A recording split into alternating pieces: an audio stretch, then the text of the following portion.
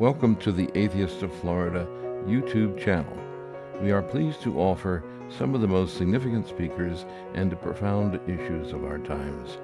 If you like today's video, please hit the like button. If you have already subscribed, thank you. If not, you know what to do.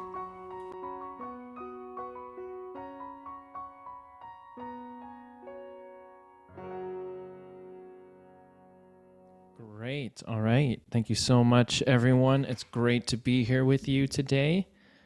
And I'm going to share my PowerPoint. So I have 45 minutes, right? Go as long as you want. Okay. Wow. Be careful what you wish for. Yes. All right.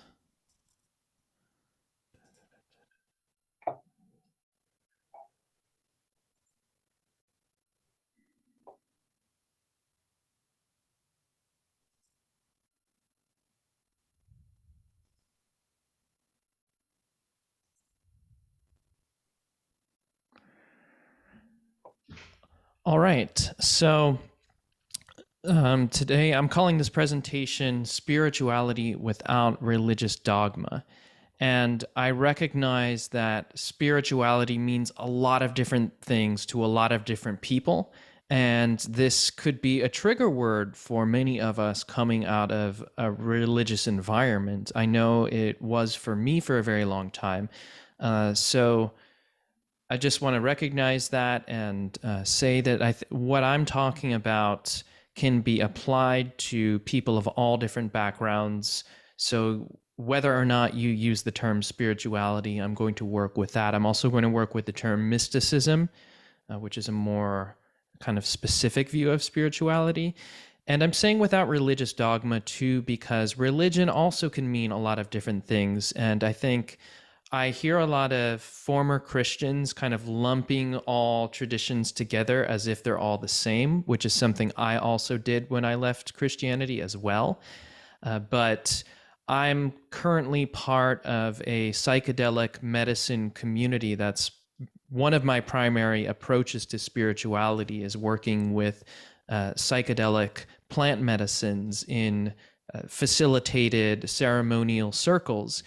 And so, people come together for a shared ritual and they ingest a plant medicine and have an experience and then share about what they learned or what they healed from. So is that a religion?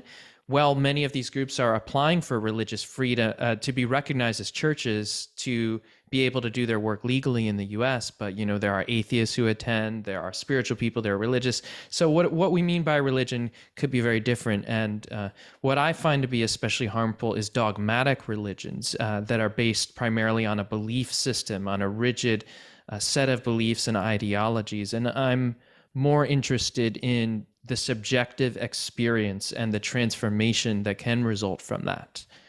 So I have a Master of Divinity. I'm completing a Master's in Counseling this summer and hoping to go to Oxford. I just got in, but I'm dependent on whether I receive funding to study Indian philosophy and psychology in the future. So I kind of fit in everywhere and nowhere at the same time. I have my foot in religious communities and spiritual communities and atheist communities. And so I work with people of all backgrounds who consider themselves to have been abused and traumatized by a religious tradition. And to integrate, if they want to, if it's something that they're seeking to integrate some version of spirituality based within their own understanding. If not, then we don't have to touch that either. So a lot of my writing is about deconstructing Christian fundamentalism. And here are some of my articles on my website. Really, I could give a whole other talk or series of talks on this. I'm really proud of Is Evangelical Christianity's God the Devil, that article. So if that interests you, how Christianity's gospel creates a victim, persecutor, rescuer complex, God the Fascist, deconstructing hell, and looking at all these kind of provocative type topics to absurdify a lot of the teachings that are taught and to help people heal and come out of those.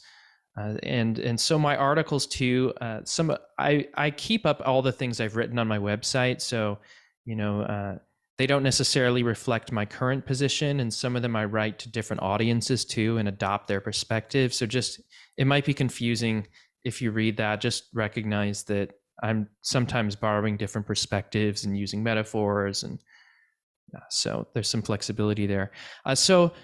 When I was a Christian, I was told not to throw the baby out with the bathwater. I don't know how many of you have heard that phrase and been really irritated by that phrase. And, when I left Christianity, I kept looking for the baby. And people were telling me this, but I was just like, I can't find a baby, and it's all bathwater. And so for me now, what I've discovered that I'm calling mysticism is the realm of what you could call the real miracles, but not miracles in a supernaturalist understanding, something that's similar to what I was promised in Christianity that I never experienced. So people having non-ordinary states of consciousness, altered states of consciousness, and having profoundly life-changing experiences that can heal trauma, that can sometimes affect physical health, especially when there's an underlying psychological issue, and that can have all kinds of really powerful effects that can help people experience like a feeling of unconditional love, on wonder, meaning, and purpose. All of these things that I was promised when I was a Christian, but I never experienced. And I wasn't expecting to experience after I left Christianity. So I'm inviting us into an exploration here. And I want to acknowledge that there's a lot of crazy out there when it comes to spirituality and religion. I mean, there's a lot of crazy out there with anyone's beliefs, but it's people believe all kinds of different things. And I think that it only makes sense to be skeptical and to not take things at face value. And I consider mysticism to be a kind of open source spirituality. It's an experiential approach to meaning and purpose, and states of consciousness, and to what are called mystical experiences that can be approached from any number of different ideological perspectives or worldviews, or even none at all, just as someone who is curious about the experience and its impact. And so in my view, all traditions are fair game. I'm interested in any tradition that has anything to say about it, even if I disagree with most of what they say otherwise. If they have some kind of language or vocabulary for describing some of these experiences, I will take a look and have a conversation with them. So on the one hand, there's kind of like looking at what is objective reality, and how do we know that, and the scientific. On the other hand, there's just the subjective experience. So I want to invite us to be phenomenologists, which is students of experience. And that's what I am when I'm approaching this. And only, again, if it's something you're interested in, for me, the quality of the experience and the transformation that it can produce, or the harm that it can produce, is just as important, or important in its own right, as in what it might mean about ultimate reality or objective reality. And so, coming from a clinical background, I'm very interested in people's experiences and the meaning they make from them, but especially if there are benefits involved. So my first tip here when it comes to looking at spirituality or mysticism is there's no pressure to believe beyond your experience and study. And I think that can be a safeguard for people who are interested in this and who are worried or fearful of being harmed or manipulated again. And that sticking to our own experience and our own conviction, and working within those frames, not feeling that you ever have to leave that behind, never leaving your critical thinking or rationality behind. And then also being skeptical, but also curious. I think it's possible to kind of go to an extreme where we become skeptical or cynical to the point of not considering things that don't fit within our worldview, or at least not neatly or easily. And so that's kind of the approach that I like to take, is being curious and also skeptical.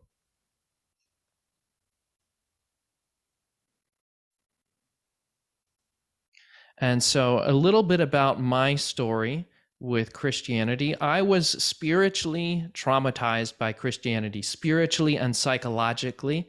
I grew up as the son of a Pentecostal Assemblies of God minister and was really totally devoted to it. I felt I was called to become a missionary, specifically to India, to convert Hindus and Muslims. And just went to church all the time. I was all about my relationship with God and really, really passionate about it. I studied Bible and theology at Wheaton College and became a youth minister for a while, and then studied at Princeton Seminary. And as I was engaging in this ministry work, I had so much anxiety and so much distress and internal conflict about my sexuality, and just from all the sexual repression and the guilt and the shame. And I just became desperate, and I said to myself, I have to get healthy. I have to get better and figure out what's going on. And as I made that intention and commitment, I began to see that my religion and many teachings contained in the Bible were at the source of my psychological distress. And that rude awakening caused me to question. So for me, it was first psychological distress and inquiry, and then intellectual. And over the period of a couple of years, I ended up deconverting from Christianity, becoming an atheist, and I was a minister at that time. And so I left my religion, I left my religious community, and I went into this spiral of depression, confusion. I had this massive sense of inflated, grandiose sense of meaning and purpose. And then my whole world came crashing down, and I felt like I lost everything at once. And I was left with the fallout of all this trauma and the realization of that trauma. And I had no finances. I lost my job, and it was just a really, really difficult time for me. And I ended up moving across the country to California. And while I was here, I committed a lot of time to healing and therapy, but I found a lot of my healing unexpectedly through psychedelics, especially psilocybin-containing mushrooms. And I initially started working with them because I had heard about how powerfully healing they could be for trauma and for depression and for all kinds of mental health issues. And if you aren't aware, there's a lot of scientific studies and clinical trials coming out now for the use of psychedelics in mental health settings and for healing trauma. But they tend to produce a lot of mystical type experiences as well. And that is what people commonly attribute to the source of their healing during these psychedelic journeys, is that these kinds of mystical, spiritual type experiences will often help to resolve the trauma.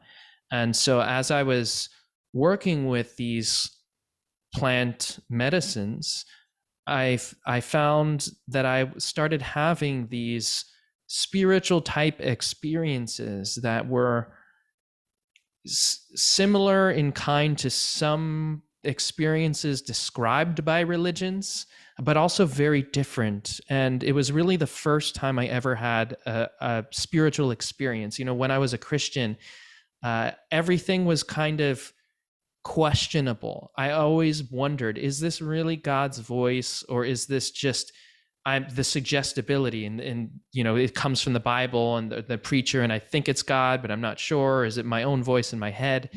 And any kind of spiritual type states often felt like they could be emotional manipulation from the worship music. So I consider it now to be a kind of pseudo spirituality.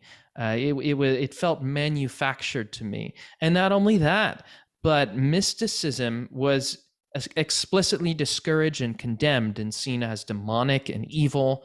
And the people who do the kinds of things that result in the kinds of experiences I'm going to talk about are condemned as evil. And so I tend to view a lot of these religions as anti-spiritual and suppressive of spirituality, often because these experiences cause people to question their religion and come out of it and question their dogma, because the experiences tend to be very revealing and expansive. So I also found that Christianity failed to produce the transformation that it promised, like this promise of having an abundant life and experiencing freedom and joy and love and all these things. I found that my prayers weren't really answered. And but as I was working with these plant medicines and other modalities, I started to actually touch some of the kinds of qualities that I had been told about in religion, and start to have really transformative experiences. And so I wasn't expecting this. I wasn't seeking it. I didn't want to touch spirituality with a 10-foot pole. I was really triggered by anyone who talked about it. I really wanted nothing to do with it. But as I was having these experiences, it just kind of forced me to ask bigger questions and to have a larger realm of exploration. So what is spirituality? I'm going to read this quote. Our normal waking consciousness is but one special type of consciousness. While all about it, parted from it by the filmiest of screens, there lie potential forms of consciousness entirely different. We may go through life without suspecting their existence, but apply the requisite stimulus, and at a touch they are all there.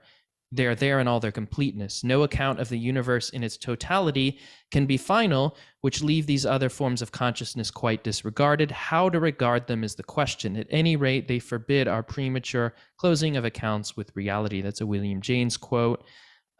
So there are a lot of different kinds of experiences, different forms of consciousness that some people describe as religious. I really see them as human experiences, and my version or my interest in spirituality I consider to be an interest in the human experience. So you could really see it as a humanist endeavor as well, even though it's been classically framed often as religious. And so how to make sense of these experiences is one thing, but people do have them. And many people have tried to make sense of them from a more secular perspective. Carl Jung is one example of a famous psychologist. He referred to a lot of the experiences that are mystical or transpersonal experiences, they're often called, as being a part of the collective unconscious, this idea that humanity has some kind of psychological repository of shared memories from our evolution. And so there are many different ways to view these experiences, but there's a lot of work to be done here. So here is a report of an experience, someone with a mystical experience, specifically from the psychedelic known as 5-MeO-DMT. This person says, I felt myself dissolving into nothing, and I heard a voice say, let go. I entered a space devoid of vision, sound, and sensations. My core experience of being a separate individual melted away, and I became one with an infinite light, total love. I felt with absolute conviction that this was everything and nothing, everywhere and nowhere, all at once. I realized that I was finally experiencing reality in its entirety. I was one with the universe. I was the universe, infinite consciousness. All of the wisdom of life itself began flushing and pulsating through me. It was a feeling of overwhelming bliss and cosmic embrace, undeniable unity with the absolute. From that moment, my whole life has been and always will be a homage to that. So this is a very classical experience. It's known as the unitive or non-dual experience. It's an experience of feeling that one's consciousness is expanding in a sense of the interconnection and unity of all things. People will describe it as ego death, the sense of one's identity as being a separate self, isolated from the ecosystem and the environment, dissolving, and often having this vast spatial and temporal awareness, a sense that the universe is fundamentally conscious. It's a very common and robustly reproducible experience that people have, especially with certain meditative states. It can be induced with meditation, with breath work, and with psychedelics and other practices that can induce these kinds of experiences. So again, this is an experience that people have. Is it all produced by the brain? Does it imply something else? However you want to view it, but people do find it to be very transformational very frequently. So this is another user experience. This person says, I would start by saying I'm sober and achieve psychedelic states naturally through meditation. Reality around me dissolved and I was sitting in nothing. After a flash, I sat and watched the entire creation of the universe in real time, 13.8 billion years of sitting as an observer. My soul took me back to the moment it was created and showed me just how old it was. I watched myself be born, live, and die in 3 previous lives and then relive my current life almost in slow motion. So I was forced to deal with every memory I had repressed. So this is also a classical experience. It's known as the life review, where it is very reliably and reproducibly experienced with the plant medicine known as iboga that's used to treat heroin addiction and major addictions. It's a very potent psychedelic that lasts days, and people tend to often have an experience of seeing key moments of their lives and feeling the harm that other people experienced from them, often being guided by some kind of entity or being. And so I wonder if ideas like the final judgment come from these kinds of experiences in religions, as people having these kinds of experiences. They often report having a lot of healing and changing the way they approach their lives by seeing these key moments in which they developed harmful patterns that maybe led to an addiction or harmful ways of treating other people. So that's that experience. And this person says they were slammed back into reality, took them months of meditating, and that they understood their truest nature. So you can imagine, this is a very powerful kind of experience. Does it say anything about objective reality? Maybe, maybe not.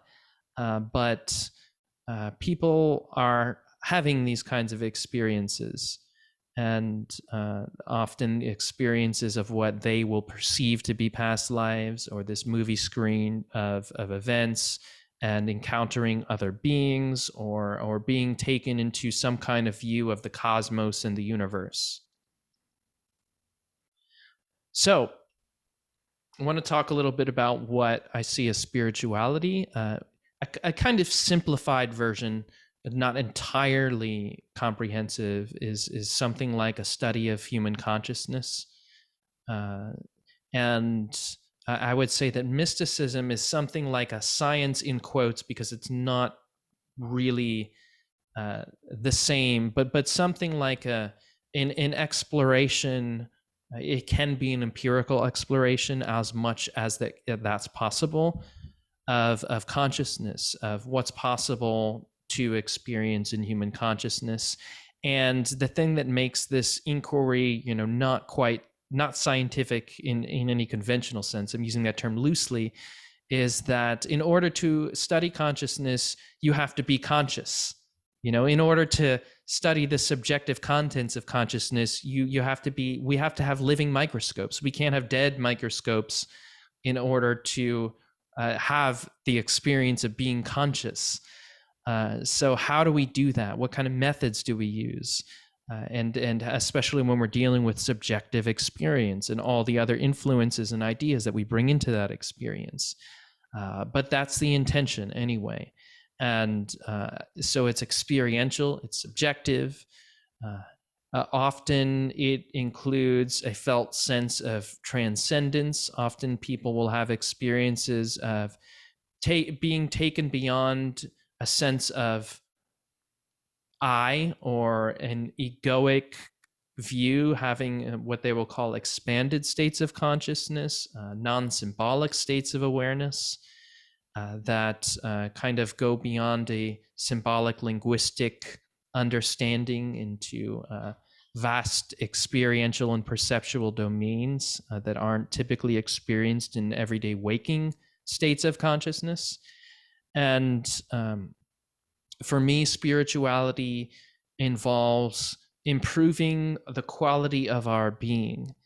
So really a quest to improve the quality of life, to improve morality, to improve the way that we deal with our experience and with suffering and how we relate to life. And so this includes healing trauma. People who undergo mystical type experiences find that one of the primary things that happens is it causes you to face your trauma and to engage in healing work. Carl Jung referred to this as shadow work, seeing the parts of becoming aware of the parts of our unconscious mind that have been repressed or that we aren't aware of, that are causing a lot of the unhealthy patterns in our lives. And so this is inevitably involved in this quest. It's not a quest to escape it. If you do undertake these types of experience, you'll find that it brings you into contact with it. So it's not a necessarily an easy thing or like a quick fix. It really forces us to evolve and to heal and to become better versions of ourselves. And to me, that's really at the heart of what I would consider spiritual experiences.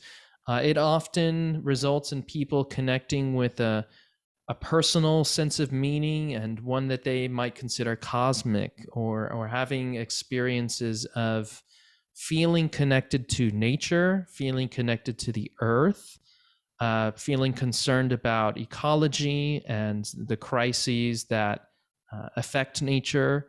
And feeling more of these unitive type experiences often result in people feeling deeply connected to their environments as a result of perceiving oneself to be interconnected with other people, with nature, with having these kinds of cosmic type visions. So it results in connection. It can result in a greater sense of aliveness and congruence.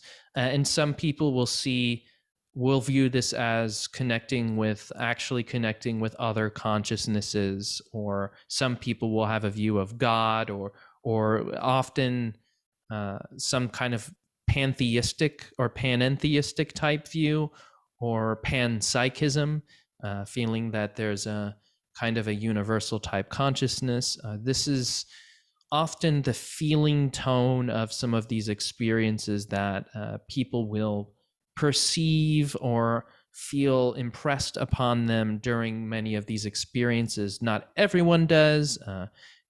People who have these experiences don't need to conclude that that is objectively true, but this is often the case for many people. So what about ideology and spirituality? So for me, I want to say that people have these types of experiences regardless of their ideology and their ideas about them. And so, again, for me, this is a human domain, a human experience. And I think certain ideologies tend to discourage or maybe even dismiss these types of experiences. But I'm not as much concerned about our beliefs as much as investigating the experiences. Although I am concerned about beliefs if they are harmful. So what does the Bible have to say about consciousness? So this is something that really interested me as well, coming out of my religion and having these kinds of experiences, is that, like, the Bible says almost nothing about consciousness and about these different states of consciousness and how they impact our lives. It's very interesting that mainstream Christianity is so devoid in most of its major forms of this discussion entirely. It's like somehow spirituality got cut out, and a lot of more Eastern traditions, Buddhism, Hinduism, especially the esoteric schools or the mystical schools, tend to have a very robust set of practices and ideas that encourage the cultivation of some of these qualities and practices. I mean, there's a lot of religion too, but also not necessarily. And again, this is my caution about lumping all religions together. I mean, Buddhism, in a lot of its forms, could be considered very secular, and I would say apathetic about ultimate reality, or apathetic about a deity. Kind of like, I don't care, it's not practical, was more or less the Buddha's approach to God, the question of God. He said it doesn't really matter. So, and there are many secular Buddhist communities as well reflecting that. But not the Bible. So interesting. Why is it missing? So I think, to me, spirituality is not primarily in the ideas. It's not the basis of one's identity. Identifying with our beliefs, I think, considering our beliefs to be our identity, can result in a lot of the kinds of dangers of dogma.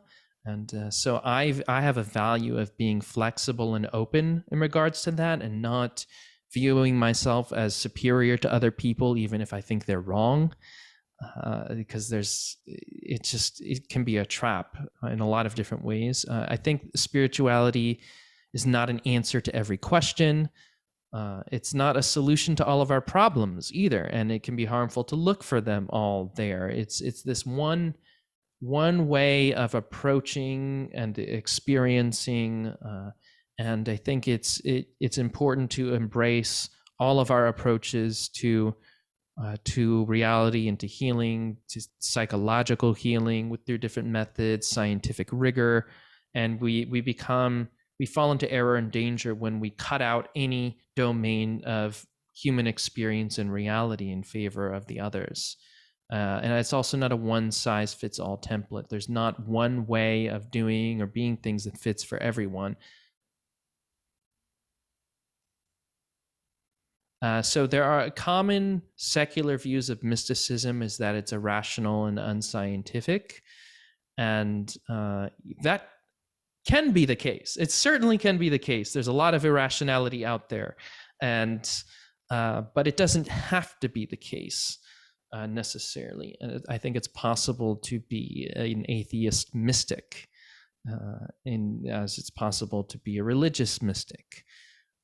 That it's all superstition, that it's all woo-woo, and kind of skepticism to the point of closed-mindedness and even dogmaticism it's something I've observed, and something that at least that was also something I embodied, and the idea that it's all generated by the brain, which is a possibility.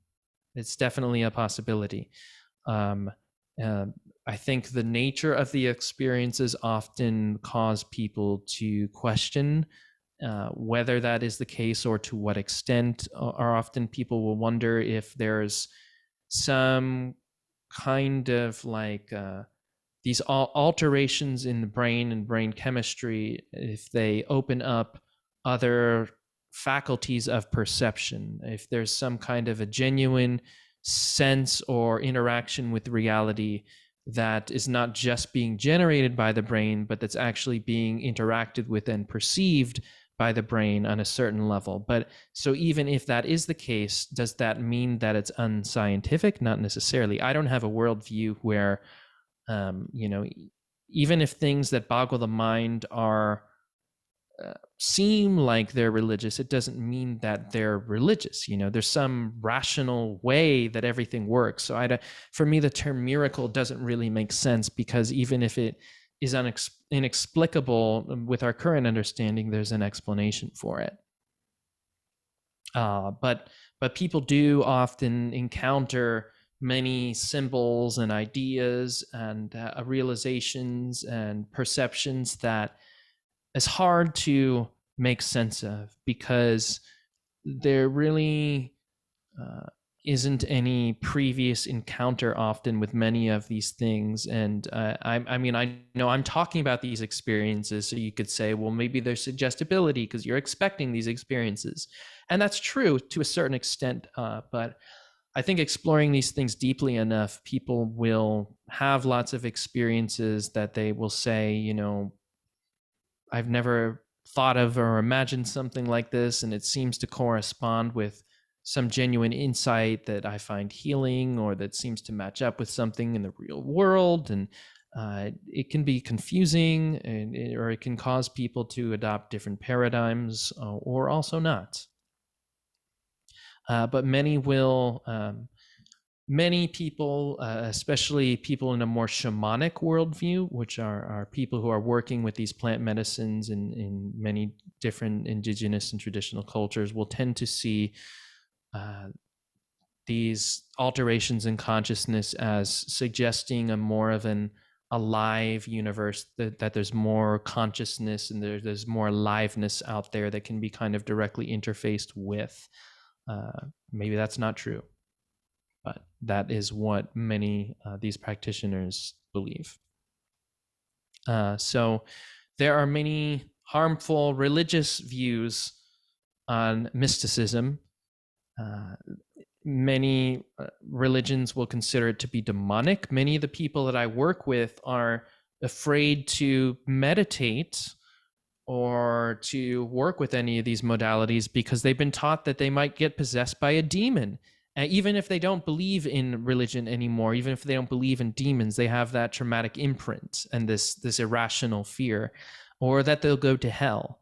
And so I have methods for working with that kind of a trauma: hellfire trauma, demonic possession trauma. And but mysticism's often considered New Age, and any kinds of mystical experiences that people may have, religions often distort in service of an imperialistic, colonialistic theology and ideology. You had this experience, this is what it means. You know, it means you're experiencing Jesus, and it means you need to save people. So there's very much this colonialization of mystical experience, if it happens at all, which I find to be more rare, honestly, in these groups. So religions can be very abusive when it comes to spirituality, and I would consider, ironically enough, you know, I think that if anyone's doing the spiritual possession, it's these fundamentalist religious groups. They're taking you over. They're, you know, claiming that you have to devote total allegiance spiritually, giving your soul over to a deity who possesses you with his spirit and commands you to serve him, or he'll kill you and harm you if you leave him. And we're taught that you can't trust your intuition, you can't trust your feelings, your body, your critical thinking. There's mind control in traumatic fundamentalist religions. There's an outsourcing of power. You're to surrender your agency and your power and authority to the deity and to the institution. There's an abusive relationship with reality, with spirituality, there's a master-slave relationship between the God and this idea of spirituality and the human. You're a servant. You're to fear. You're to fear the reality beyond you. And there's sexual oppression. There's patriarchy. There's opposition to LGBTQIA sexuality. There's judgment and fear. There's a downplaying of the material world as if it's a lesser endeavor, of a denial of pleasure. There's self-denial. So there are so many harms that religious abuse can cause, both on what you could consider a spiritual level, and a psychological and a physical level. and all these things. And my so these are issues that I work with, help people work through who have experienced an abusive relationship with religion, an abusive relationship with God, or with the idea of God. And but I say this to say that I think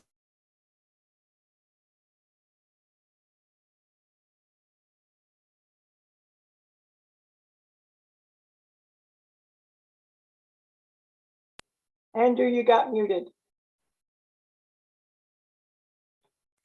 I don't know how that happened. Okay, I say this to say that I had tended to project a lot of my negative experiences with religion onto spirituality, and to just kind of hold those over and say and be in fear of these kinds of experiences because of that. And so religious trauma, I'm not going to go over all of these points here because of our time, but it can result in a fight, flight, or freeze response to trigger words and trigger experiences that remind us of our religion. So words like God, the divine, spirituality, or anything that reminds us of what happened. So that can also come up with a lot of people who start having these kinds of experiences, whether it's intentional or not. And that psychologically, parts of us that serve to protect us will step in to prevent further harm by what can appear to be extreme measures. So by shutting, so you know, if you had your heart broken, you might say, I'm never going to love again. I'm never going to date again. I don't know if any of you had that experience, because and so that's sort of the kind of thing that can happen too with spirituality after religious abuse, is that there's this shutting down and closing off because something in our psyche wants to protect us from being harmed again. But it can kind of go to this extreme where we actually start to cut off parts of our humanity or experience entirely. And that can be healthy for a season too. You know, sometimes we need a break to heal and recover. But I often, I know I found for myself that working through that, I was more able to embrace my humanity, and many people find that to be the case as well. So religious trauma can cause a lot of harmful symptoms. I'm sure many of you have experienced or maybe currently experience some of these I've listed here: anxiety, depression, isolation from community, but specifically in relation to spirituality, that it's dangerous, that I might be taken over again, I might be deceived.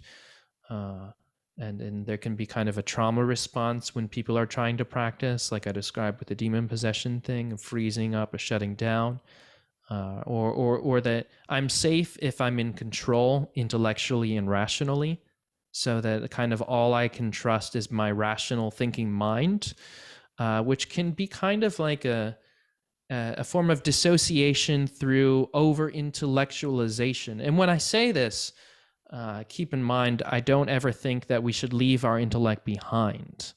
I think it's important not to, but to say that it's possible to avoid experience in order to try to stay in control through a kind of an over rationalization, and this is known in psychology as a psychological defense as well, and kind of like feeling like it's safer to cut this out altogether. And so I would say that you know, cutting out aspects of our humanity can come at a cost. There can be a price to pay. You know, just as if like cutting ourselves off from love and relationship because we've been harmed in it. So I want to touch here a little bit. Well, let's see. I already talked a little bit about this with psychedelics. This is one of my primary approaches to mystical experience. I regularly attend professionally facilitated ceremonies, and I'm living in a part of California where nearby me it's been decriminalized, and there are efforts all around the country to do so. And to say here too that the facilitation can make all the difference. The way a ceremony is held, these things are not to be taken lightly. They're very powerful substances, but they've been shown to be very safe. Aside from, you would want to screen if there are any medical conditions or especially any psychotic type predispositions. So there's a lot more that could be said about that too. But some people will see psychedelics in this way of like, this is an analogy when I say frequencies, like almost like, or having the question, is there, like, what is going on here, and why does it seem so real, and why is it something I've never thought of before, and why is it so dead on in terms of healing my trauma? There's often an experience of feeling guided, and we could see this in a secular rational perspective as that when we go into a state of altered consciousness with a desire or intention, our mind tends to guide us to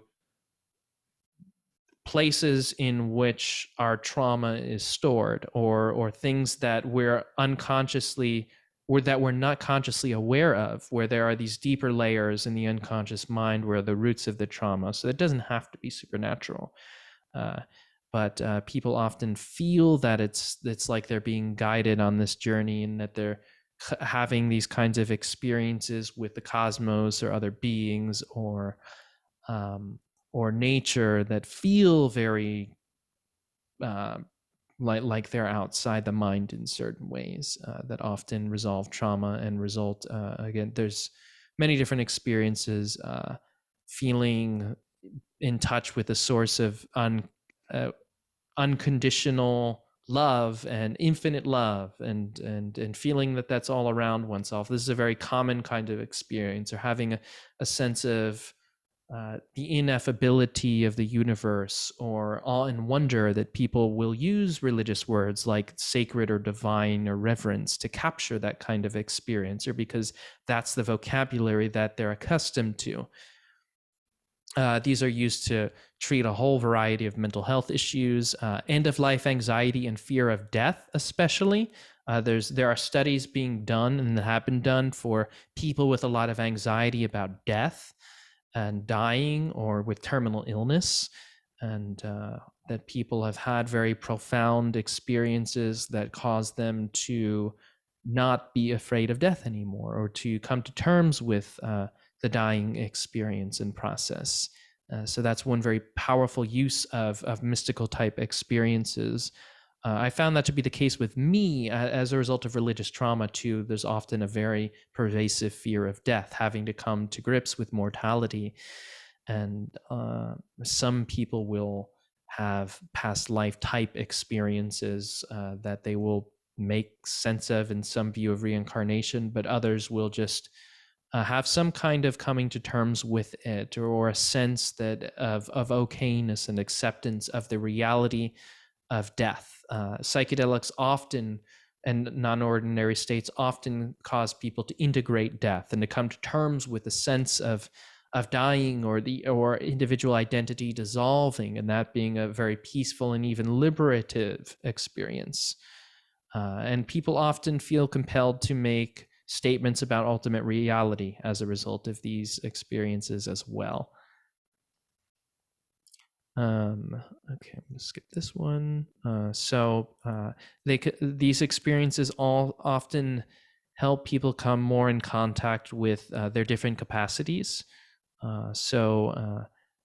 More can open up more empathic and emotional ways of perception, more sensual and somatic, deeper awareness, a deeper sense of connection to the body, and a deeper listening, a deeper sense of what people could call intuitive or visionary type experience, and learning to integrate that. Some people would add a different category of, they would consider there to be a spiritual reality, and they'd say, from a non-dual perspective, they would say something like there's an experience of direct contact through the unity or interconnection that is with reality. So that would be a different kind of intuitive knowledge. That's a very hefty claim to make, but that is an idea that's out there anyway about the experience.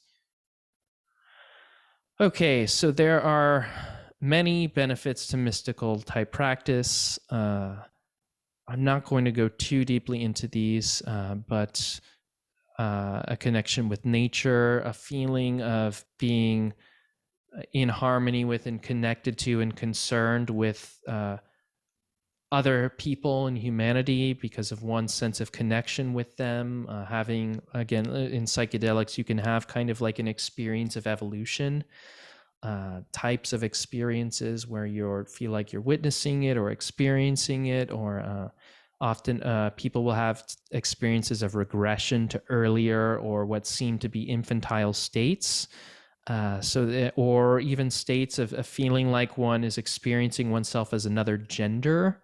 So these kinds of expansive experiences really can be very integrative and really connecting often, and can bring us into more of a sense of connection with the environment and with other people. People will tend to often experience one's nature as loving and whole and complete, which is very much like the opposite of the idea of original sin, that you're damaged and evil and deserve to be condemned.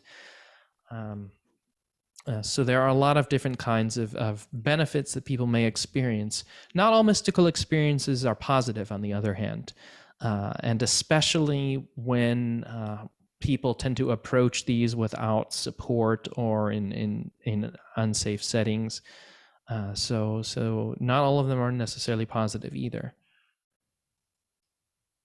So there are many different practices that you could call psycho-spiritual practices, or even psychological practices, if that's your framework. Breath work is becoming very popular. Different techniques of manipulating the breath that can alter brain chemistry and induce mystical type experiences that are can be very powerful and healing, can lead to a lot of emotional release and the kind of psychedelic states. I think psychedelics are the most reliable and easy or efficient, most accessible way. A lot of other practices take a lot of time and practice and commitment in order to have some of these experiences. Meditation is one. I think that can take a lot of time and concentration and skill. Sexual rituals, indigenous ceremonies, using sound or shamanic drumming, nature-based rituals, dance, and a lot of people find their own ways that work for them too. Lots of types of mystical experiences can happen. They're really infinite types, but people will have these experiences as samadhi. It's an Indian word for this kind of a unitive state.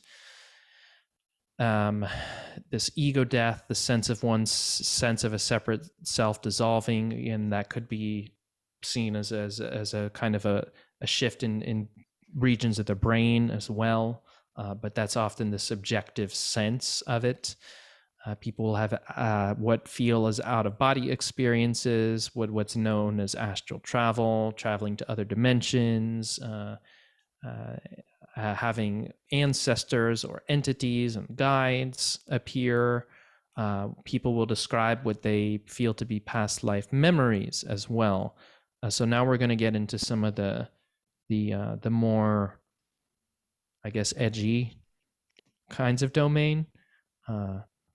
What's described as the term enlightenment. I think there's definitely something to this, but whether it's spiritual or not, it's possible, and a lot of mystical traditions or approaches to these experiences seek to integrate other states and kinds of awareness or perceptual awareness into what's considered unity consciousness or expanded states of consciousness with our regular waking, individuated, separated state of consciousness. And that's the goal of many Indian mystical traditions. It's known as Jivan Mukti. It's called liberation in life.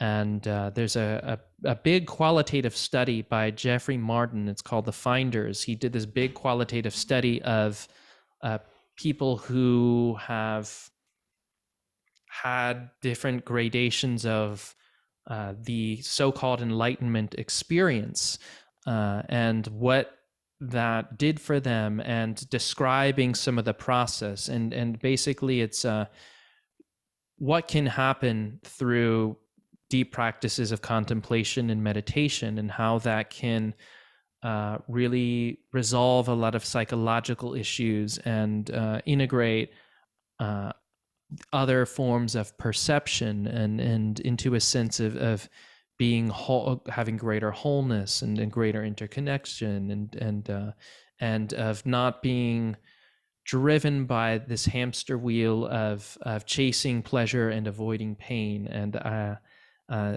identifying with objects of the senses as kind of the source of pleasure and pain and what life is about, and having a different conception of I and awareness. So I've had some of the multiple kinds of experiences like this, and I'm very fascinated about traditions and practices and that seek to cultivate them.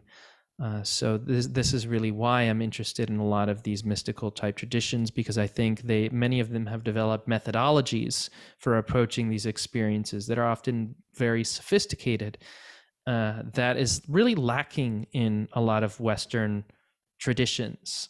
Like we don't even have a way of approaching these experiences, or even a discussion or an allowance of the discussion. I think because part of the reason is that they've often been associated with religion and compartmentalized as if they're not the domain of rational investigation, as if they're contrary to this enterprise of learning. So that's fascinating. Here's the book here. Does life continue after death? So the domain of near-death experiences, something I'm not an expert in by any means, but there's a lot of literature and studies about how do these things happen, and how do people have these kinds of experiences when they seem to be clinically dead or unconscious. There are often very organized type memories or experiences and similar features. And a lot of these kinds of experiences can also be had in psychedelic type states. So what do they mean? And why do people have them? It's a question. I don't know. But that's out there. And I know several people who have had them. I haven't had them myself, but I'm curious about it, open-ended. Reincarnation is something a lot of people believe in, especially in states of meditation and often in psychological healing processes. Kinds of memory, or what feel to be memories, will appear of like being in another lifetime, and related often to a trauma, and what appears to be like a root of that trauma, or having what seems to be a very real experience of being in this, or some kind of conviction that there's some kind of what people might consider a soul that is beyond an individuated ego, and so I think that a lot of this ideology comes out of these kinds of experiences, even more than the other way around. I think that there is these kinds of subjective experiences have led religions and people to develop the idea of reincarnation, or that's my hypothesis anyway. And so this is a person who has undertaken a lot of studies of these experiences, So it's interesting. If this doesn't suggest anything about ultimate reality, what I can say is that these experiences, at least in the very least, are symbolic of trauma and experience, and people often experience them as powerfully healing. So maybe they're not literal, but maybe they're somehow psychologically representative of some kind of a story that the psyche might have for the genesis of some kind of a trauma. So it's a very fascinating experience, not one that I have a lot of experience with personally. So I'm going to skip this slide here about pitfalls. I would say approaching any kind of a spiritual type exploration, it's good to have these questions in mind. Is my motivation here to escape or avoid something unpleasant?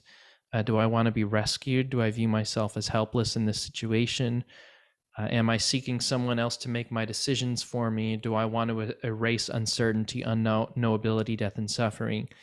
I think these are some of the reasons that lead people into dogmatic religion, and that people who tend to look to outsource and have all their questions answered for them and to escape their problems and suffering are more prone to be manipulated again.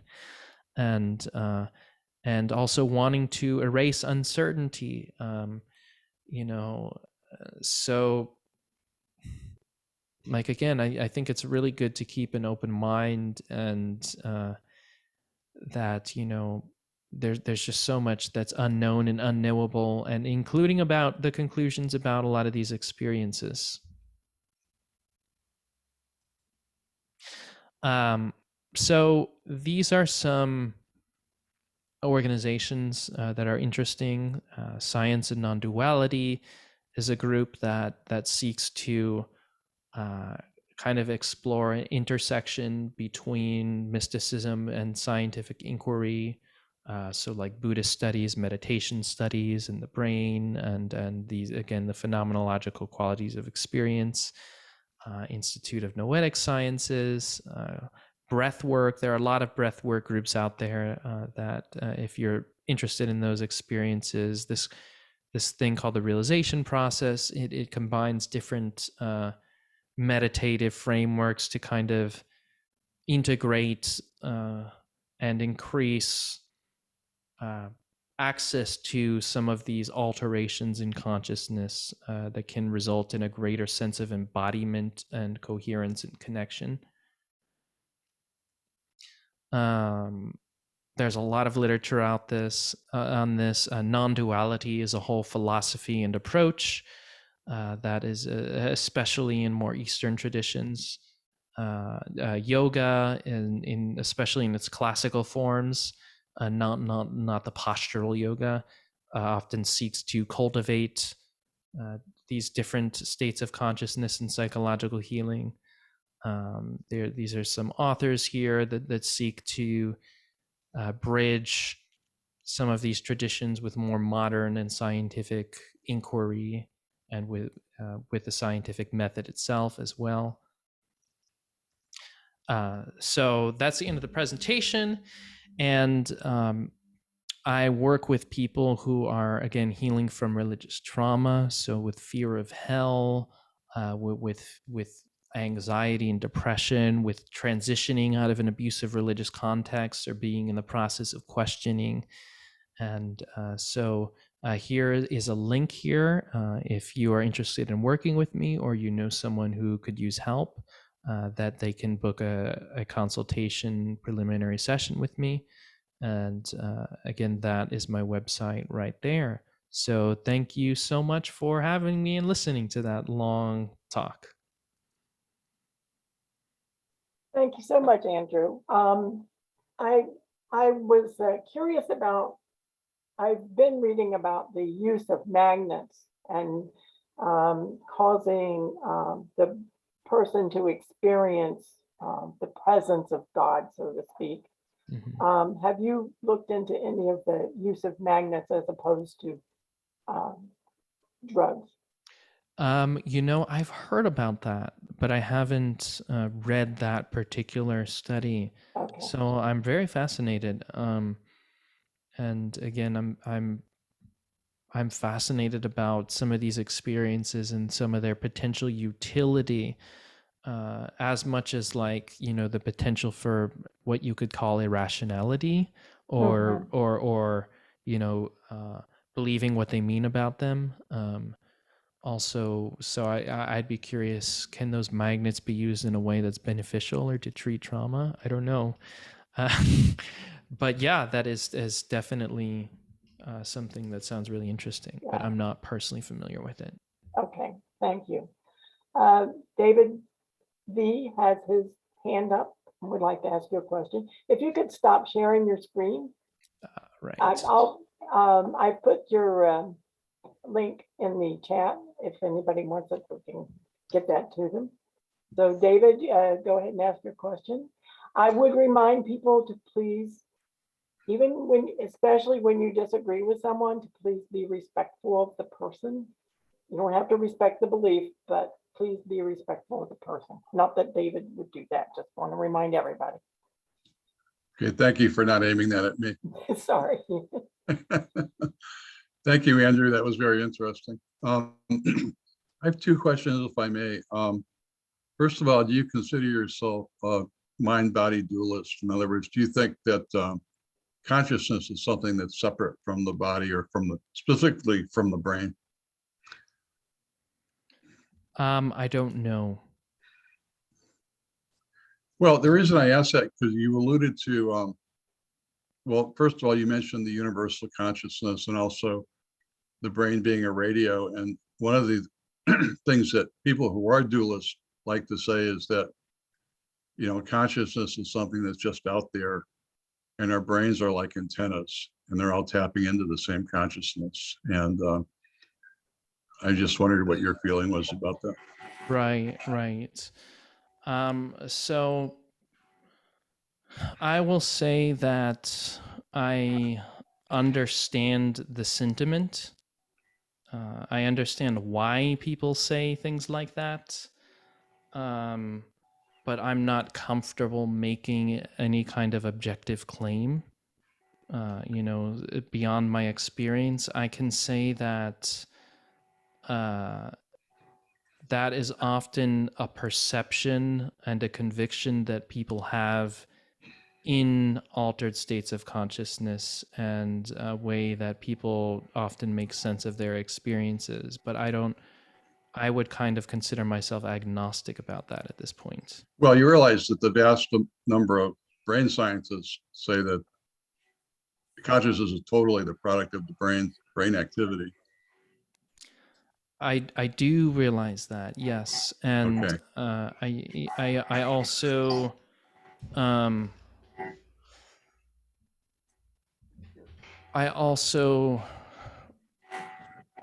mean, that's why when you take drugs, it changes your brain chemistry, and that's why your consciousness changes.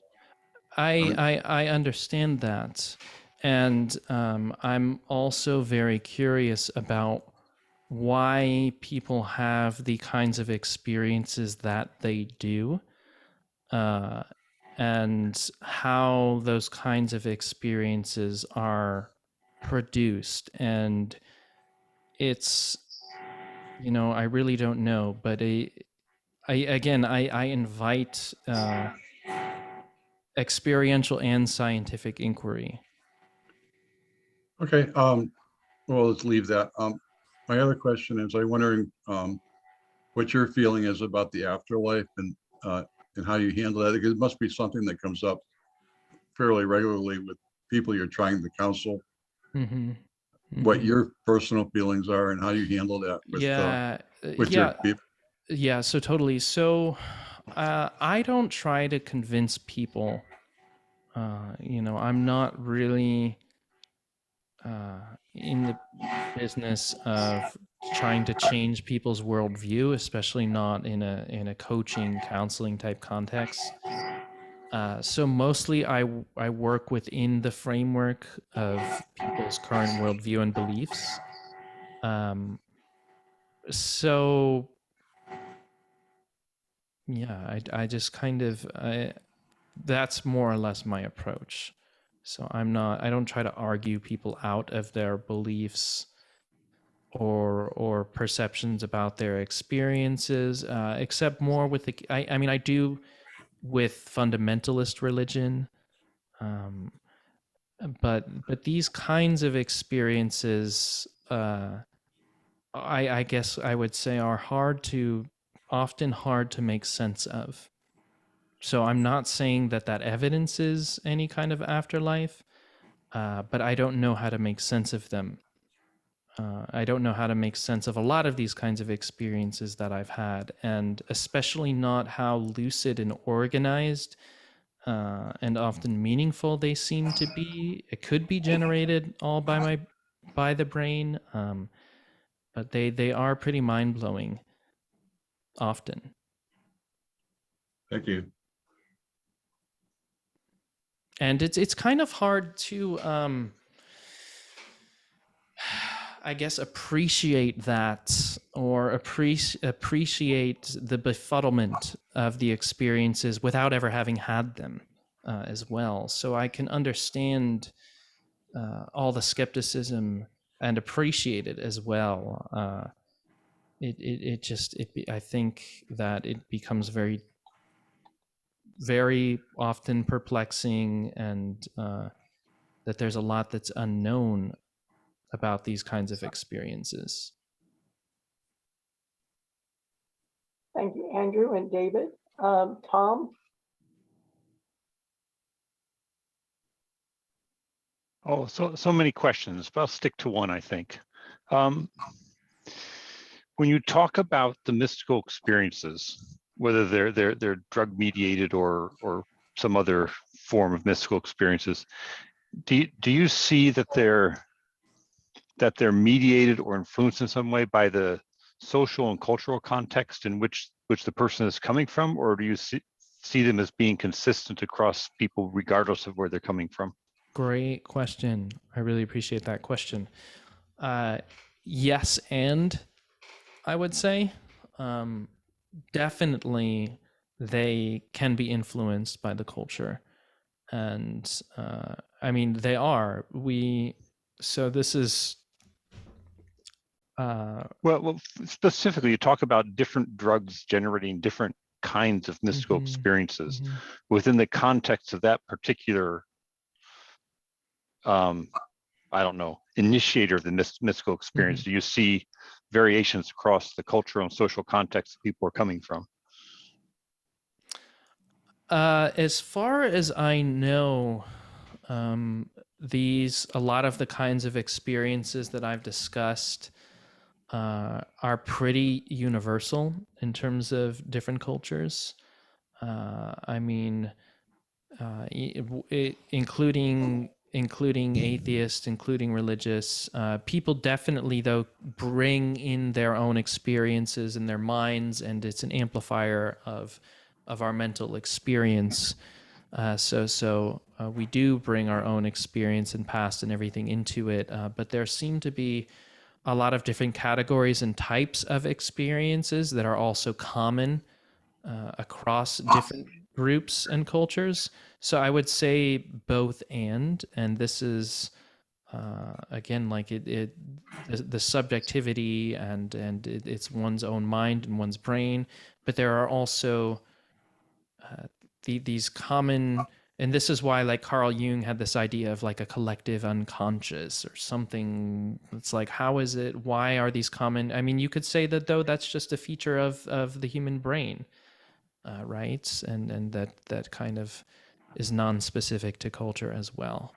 But also a lot of these kinds of experiences are not necessarily specific to the drug. I think it's been found that a lot of these drugs, just depending on the dosage, can produce all these kinds of experiences, but there are certain drugs that tend to elicit them um, more readily or reliably. So that's also an interesting way of study, and how they're impacting the brain is also slightly different. Did you have anything else you wanted to clarify with that?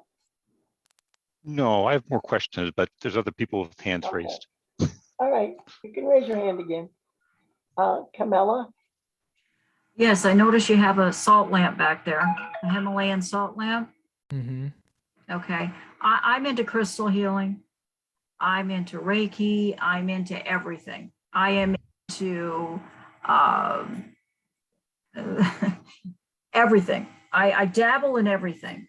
I want to be a healer. So I search for things that are not on the medical, but the holistic view of that. When you're talking about a drug or a chemical or an herb or things like that, I had a bad experience with it with LSD. Mm-hmm. Hallucinated. I saw visions. I saw people turn into looking like devils with a tail and everything. I mean, it was horrible. It was a terrible experience for me, and it put fear into me where, well, it helped that I didn't do any drugs after that, because it put so much fear in me that I didn't even want to take an aspirin, because I was afraid the side effect, what it would do to me. So I stayed away from that, and I stay away from even taking an aspirin because I'm afraid of what it's going to do to me. And that's what it caused for me. I had a bad experience. Now, if I would have had a good experience, I probably would have continued taking it. That's where I'm at with that. I looked more forward to holistic things, chakras, your yes, shamanism is good. I've smudging. I mean, you've got your runes, your rune stones, your pendulums, your I mean, I could go on and on. There's so many things out there that some of them do work, I have to say. Acupuncture, I've done all of that. I've dabbled into everything. So Do you have a question, or are you just? yeah, well, the question is how far do you go with the healing part of the traumatic part of the religion and things like that? Do you use other things other than the chemical, the mystical, whatever you call that? I don't understand that part, but if you can explain a little bit more about it. Yeah. So I'm sorry you had How that. does that tie into it? Yeah. Totally. I'm sorry you had that experience. That sounds really awful. It And was. so again, I did mention, and maybe I should have said more about this too, that psychedelic, not all experiences are good or positive or beneficial, and that a lot of that, especially those negative ones, can be greatly reduced in a facilitated professional setting. So the mindset and the setting really makes a big difference. And not all of them are meaningful or profoundly meaningful. There are other factors in terms of they can amplify certain fears or negative emotional states as well, and so it's very possible to get caught into kind of a spiral or a loop, especially if one isn't adequately prepared to know how to work with those things when and if they come up. So a lot of people, without any experience or guidance, might see or perceive something fearful, and then have kind of a panic reaction, and then But I did, have and then have visuals or hallucinations that kind of represent that, and so but that can be reduced with knowing how to work with those kinds of experiences, often through surrendering and letting go and focusing on the breath, and getting curious about the experience. Does this experience have something to teach me? What does it represent? Is there something I can learn from it or befriend the experience? So a kind of learning that's like a mindfulness type orientation. But yes, they're not always beneficial. They're not always helpful, and they're not a fit for everyone. Not everyone should work with psychedelics. Definitely not. So I don't see them as a cure-all, but they are something that there's definitely a lot of evidence to a lot of the potential therapeutic benefits out there, and as well as but what you're mentioning too with like shamanism, a lot of shamanism is centered around producing these types of experiences, often through different methods too. So actually, the salt lamp there, to me, doesn't represent any kind of spiritual anything. I just like it. It looks nice. Okay. Yeah. Thank you, Camilla. I will say that I had a great experience with LSD when I took it, and it was, I did melt into the universe and became one with everything, so to speak. It was in hot dog kind of thing.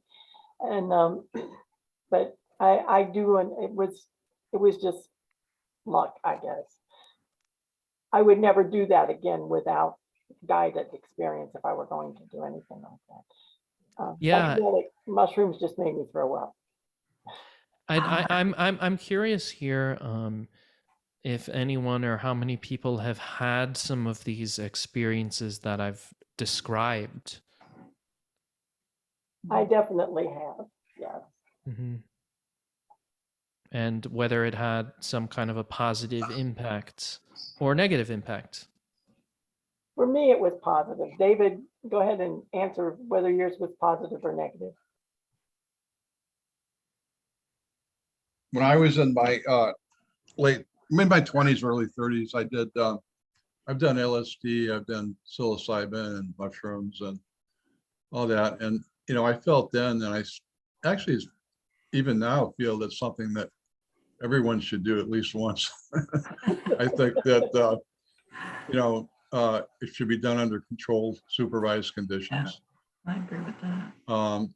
But I think I could see why if someone has been traumatized by religious dogma, it would really kind of open them up and actually be a really good thing. But my question I was about to ask you is, how can you tell beforehand who they're going to help and who they're going to not help and who they're going to hurt, maybe?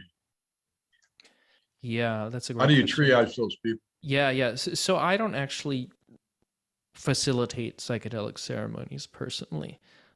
It's something I am interested in doing, especially when it becomes legal in a therapeutic setting. I'm definitely interested in offering that and working with people in that way. But what I can tell you is that there's health screening. So especially if people are taking medications that are contraindicated with the psychedelic, which is especially the case with ayahuasca and iboga, not as much with a lot of the other ones. And so that's one thing. Any kind of health condition that might not be good for it, especially like some kind of heart condition, and any kind of a history of schizophrenia or psychosis, especially bipolar is often there's multiple ways of thinking about that, but that's often contraindicated as well. But there's no way of predicting what's going to come up, is the short answer. So I can't promise, no one can promise that you will not have a positive, that you'll have a positive experience, but that can be greatly reduced by the set and the setting.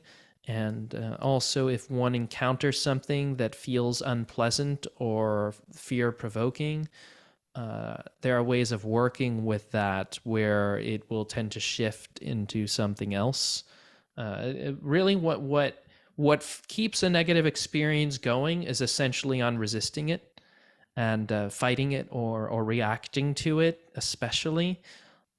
So the more that one can let go and surrender and welcome and get curious about, or shift one's focus and allow the experience to run its course, that tends to, so it tends not to be as all or nothing, like an entirely negative or entirely positive, or when one is able to work with it and has that kind of support. Thank you, Andrew. Jim Peterson, please unmute and make your comments or ask your questions. Yes, well, David, I want to congratulate you on having the courage to put your head into the lion's mouth of all of us curmudgeonly rationalists who are here and who will inevitably get to express their thoughts about what has been said. But I, like I said, I do appreciate your being here and your comments, which are intelligent and well grounded. You seem to be a man of a great deal of experience, which you have mentioned, I don't know how many times. But at any rate, be that as it may, I'll take that as a compliment. I'm sorry? I'll take that as a compliment. Oh, yes, of course. But in any case, it seems to me that we should consider that the life outside of drug-induced experience, if you will, is much better at giving us a good handle on the nature of the reality that we have to confront. Because the reality that we have to confront doesn't care about our subjective situation or how we feel about things. It's very insistent upon shaping our lives in ways that perhaps we do not want to go, but which we are forced to go. I mean, the circumstances of most people are such that they, whether they're experiencing hunger or privation or unemployment, the vast number of unfortunate things that can happen to people happen to them regardless. So I think there's a fairly limited utility in claims of the subjective liberation via drugs or via a focus on the matters that we've been discussing here. So what is your approach to the scientific world and its inquiries as to your stated interests? Mm-hmm. Those are absolutely essential. And I think I agree with you in that, really dealing with the material realities is the heart of humanism and altruism, and really essential. So in as much as if these experiences disconnect people from that, then that's a cause of concern for me. And I think, though, that these kinds of experiences are relevant to these domains, or at least can be relevant to these domains, because at least in my experience and in the experience of, I think, many people who work with them, they tend to produce a greater sense of concern for other people and for the realities of this world, and for embracing and facing suffering. And so again, like as with these kinds of experiences, are very powerfully psychologically healing much of the time, or most of the time, and they're used in that ways. So having a powerful experience that makes one feel more connected to nature or other people, even if that's fabricated, it tends to leave people with or in a sense fabricated, it tends to leave people with a sense of often urgency or greater compassion, greater empathy, a greater concern, a sense of purposeful action. So I think it's very much very practical, often in that way, and especially as it relates to healing the mind and healing trauma. That as we are more healed, we're going to be more available to help others and more able to help others. And so actually a lot of what these experiences too will often confront people with the realities of suffering and not being able to escape that and having to approach that mindfully and accepting it. That's often the case. So I think that it is relevant. Can people work with these experiences in a way where they, deny all of these things? I think that's also possible, and a danger or something to rightly caution against. To not view this enterprise as any kind of escape from, the material realities and the sufferings of other people. But I think I have found at least that I think they do tend to result in greater engagement often. That isn't always the case. There are definitely spiritual or religious traditions that, will, like in ones that promote enlightenment, that will essentially have people disconnect from the material world. And I don't agree with that. I don't find that to be helpful. Thank you, Andrew. Jim, did you want to go on? We've got other people lined up. Do you have anything else you want to say? Thank you. Michael? This is, I guess, pretty much in the same vein as Jim was saying. Just to let you know where I'm coming from, I mean, I'm a natural born atheist. I've never had a religious thought in my life. I'm a skeptic, like from the old school James Randi Educational Foundation all the way up to the Center for Inquiry. And a lot of what you're saying seems to be predicated on guiding religious people to accepting spirituality, and that somehow being different from religion. But yet it seems like a lot of what you're talking about presupposes a lot of magical thinking. I heard a lot of stuff about experiencing past lives, near-death experiences, afterlives, which kind of presupposes that all of these things exist. So does it though? I mean, past life experiences and all well, that? does it presuppose that they exist? I mean, I kept saying all throughout the presentation that it doesn't necessarily, but that these are kinds of experiences that people consistently have, and that are really often, I mean, you could say reproducible. So I guess the question is, why and what causes that experience, and does it mean anything? And maybe it doesn't. And yes, some people might be predisposed to think in those terms, but often there are people who have not a spiritual bone in their body, like you're saying, who start having these kinds of experiences. And so how we make meaning of them and what constitutes magical thinking and what conclusions we make is definitely one thing. But these are I wasn't, and part of what I'm saying too is that I wasn't expecting to have these kinds of experiences, and again, not believing in their existence or even having a framework for them until I started having them.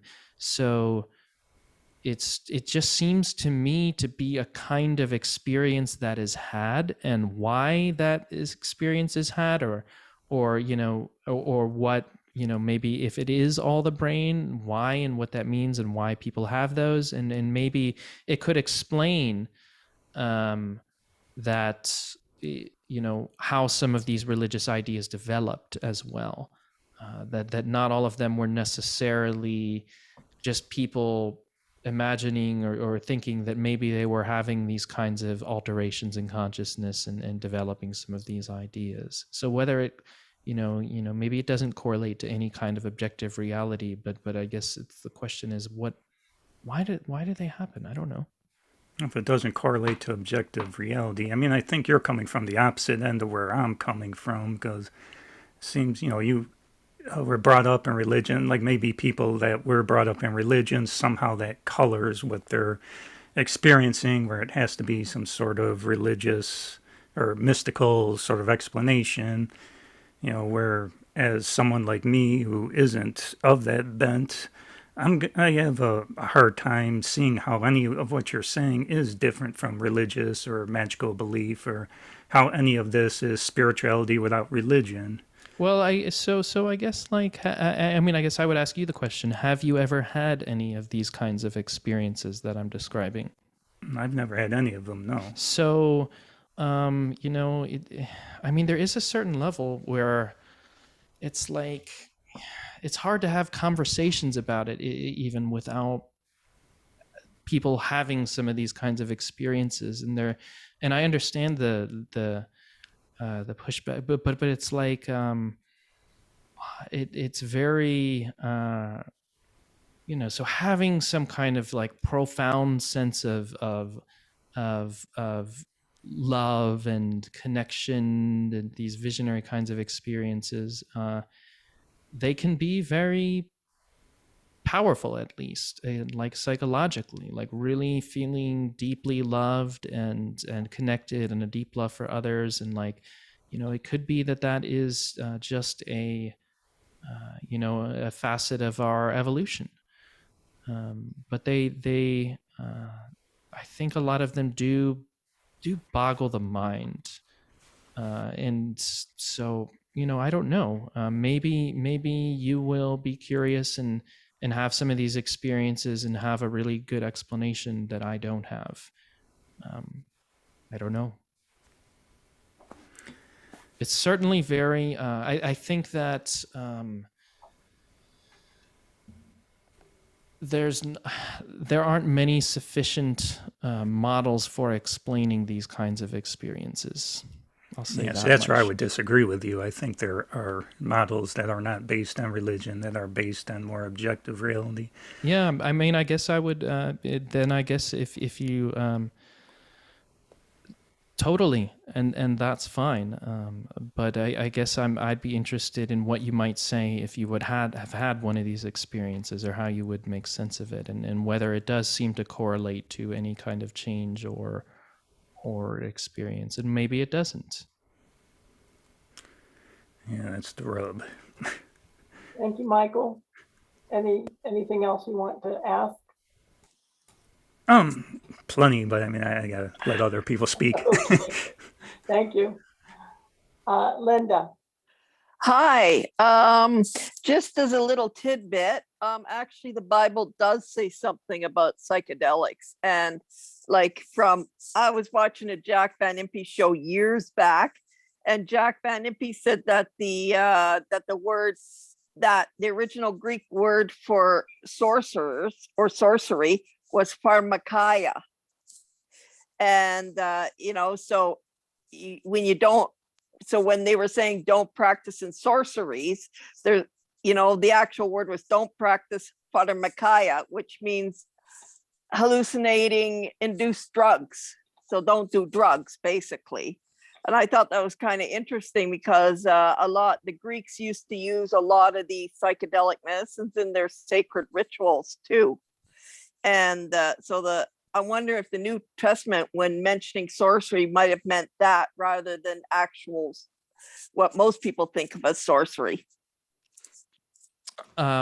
Yeah, so thanks for bringing that up. That is a possibility, that use of pharmakeia. It's definitely the Bible does voice opposition to, I think, practices that can facilitate these kinds of experiences. So I'm not sure if that's a direct reference to the substances. It could be. It could be. Yeah. Yeah. So yeah, I think definitely a lot of these traditions are opposed to it. Should scientists get shit-faced to enhance the research? Great question. You know what? This is happening actually. Apparently in Silicon Valley, Oh, a lot of tech companies and people are microdosing or using psychedelics to produce kind of peak performance states or to achieve insights or often people will claim to have like breakthrough ideas or inventions during these kinds of sessions. So there is emerging I don't have the specific studies, but I know there are some kinds of studies on like psychedelics and peak performance and inventions and creativity as well. So a lot of people do use them for those kinds of purposes. okay. Another question I had Quickly, was, Linda, we've got 2 more people and we're almost out of time. oh, okay. I was just going to ask if he's heard of the Monroe Institute, which uses sound technology to get these altered states of mind. That's all. What is the group?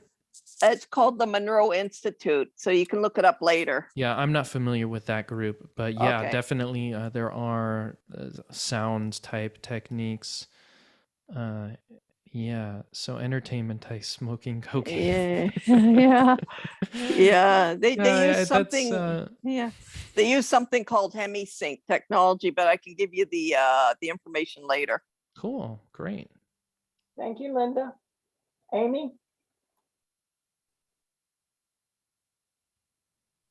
Hi, everybody. Have you ever heard, Andrew, of the Secular Therapy Project? Yes. Okay, good. I have had many of the experiences you've talked about. I love mushrooms.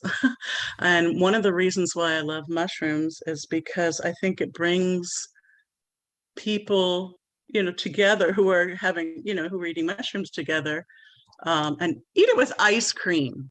Judy, you said you threw up. Have ice cream with your mushrooms and just everybody get a spoon and dig into 1 quart or something. But it helps with the nausea. But anyway, I felt it brought us on a deeper level. We were able to talk about things that mattered, and sometimes I have a hunger for that, and that's why I come to a lot of these uh, meetups, is that I hunger for the exercise of the brain, I guess. But that's what I found with those things. I found clarity, joy in music like I'd never had before, joy in nature. It just enhanced good feelings. Now, I have been witness to and experienced a bad trip. And it shocked me because I'd always had such a good time, but I also think I came into it not in the same party atmosphere. We're all getting together and having this party. We're going to drop acid. We're going to eat mushrooms, whatever it might be. This time I was coming like I wasn't going to go. I was in a bad place, and then finally did. I shouldn't have done it. I was just in a bad place emotionally, mentally, and it went downhill from there. But being of the age that I am, and the legalization of marijuana medically in Florida, I have seen and heard of a lot of people who haven't smoked marijuana in 25, 30 years, or people who've never tried it before trying it and actually having like hallucinatory bad experiences, okay, on just marijuana. So I think there are brains that can tolerate things that others can't. I don't know why. Is it? All right, anyway, I want to go on to, and another thing to do when I found this was something I witnessed, someone having a very bad trip. and vomiting and just panicking. A woman took her, I didn't even know, and put her in front of the television with cartoons. And I don't know why, because if it was colors or what it was, the simplicity of the story, it calmed her down. I don't know why it did, but I don't know what they use at Johns Hopkins if it ever happens, but that's what happened in Palm Harbor. But one thing I wanted to talk about is these end of life experiences.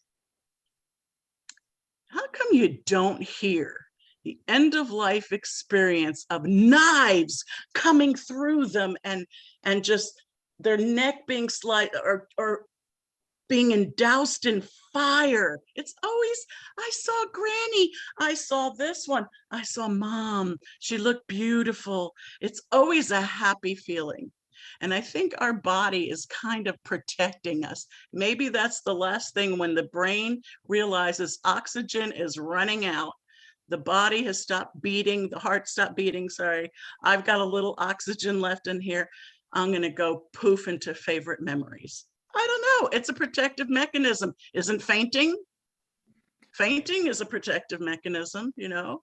So part of me says that that's the last breath shouldn't be agonal. It should be, oh, there's my dad, you know? Yeah. So, Yeah, no, that's a good point. And and it's actually, always a good story. Nobody has no, horror. they're not. No, they're not always good stories. So the literature on these experiences is there are some negative experiences. Yeah, so they're not. I think the majority. It's a small percentage. And yes, absolutely. And so there are a lot of comments too about the harms of drugs and everything I'm seeing. So I guess I would say to that, not all drugs are the same. You know, there are a lot of life-saving drugs that probably a lot of us take. And there's also a lot of misinformation and propaganda, really, in terms of psychedelics and a lot of reactionary approaches. You can look at the research. Psilocybin is currently in phase 3 clinical trials for the treatment of treatment-resistant PTSD, and it has an incredibly high rate of effectiveness. It's being researched for a lot of different mental health conditions in very rigorous clinical trials, for depression as well, treatment-resistant depression. So, you know, definitely, I think people are right to voice concern that they can do harm, but there's a lot of scientific evidence that they can be very uniquely healing as well. They've actually had some on 60 Minutes talking about people who are dying and getting these drugs and being able to come to terms with their own death. I can't remember the author's name off the top of my head, but he wrote a book about that. He's had a diagnosis of cancer. I think that's a John Hopkins study, if I'm not. Yes, you're right. I think so, yeah. Amy, anything else? No, thank you. Thank you. Lindsay? We are running over, let me just say this first. We are running over our time, and I don't want to keep Mr. Jasko much longer because I don't know what his schedule is, but let's keep our questions short and to the point, please. Lindsay. All right. I should have a brief one for you. Hi, Mr. Jasko. I'm not extensively well informed on this particular subject, but I do have a question for you.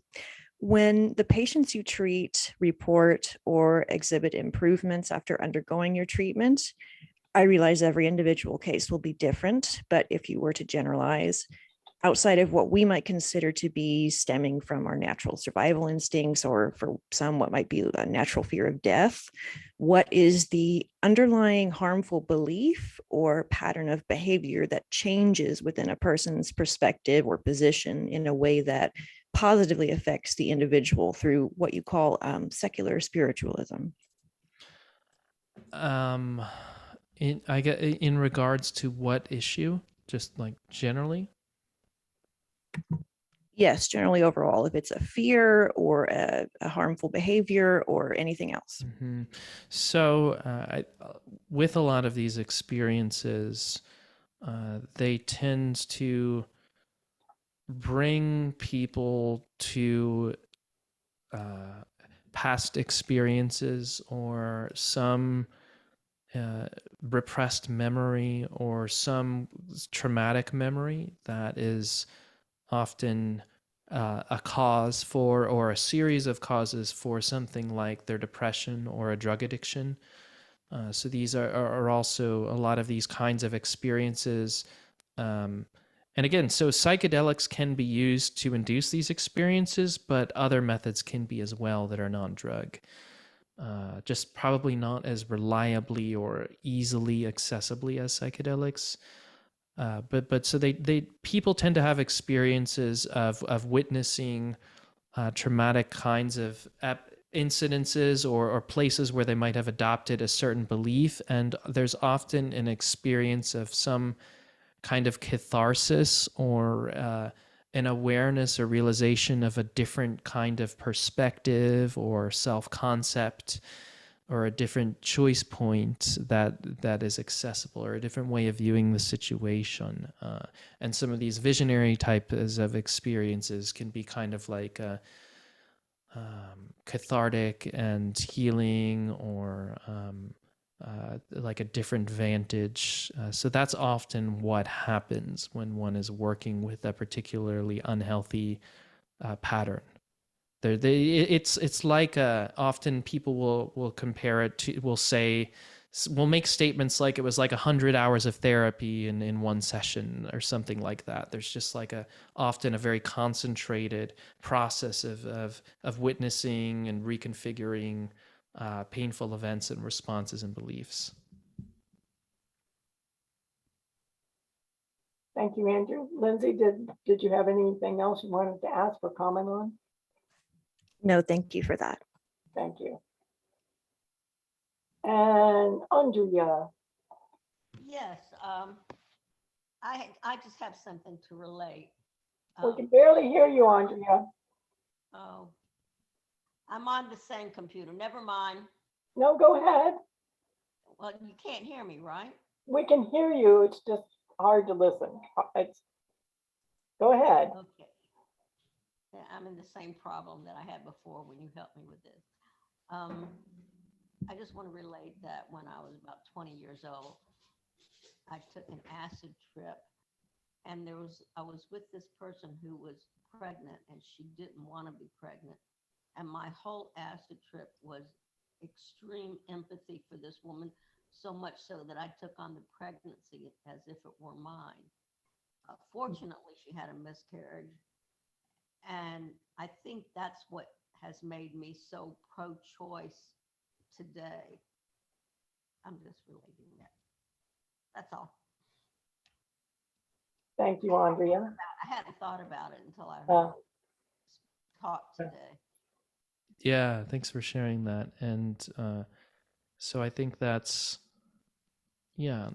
often people will have these experiences of like expanded empathy and connection, and but also people can have thoughts or experiences that are, just not necessarily wise to act on, and so it's important to integrate and reflect and think these things through, and not to take every thought or experience at face value at the same time.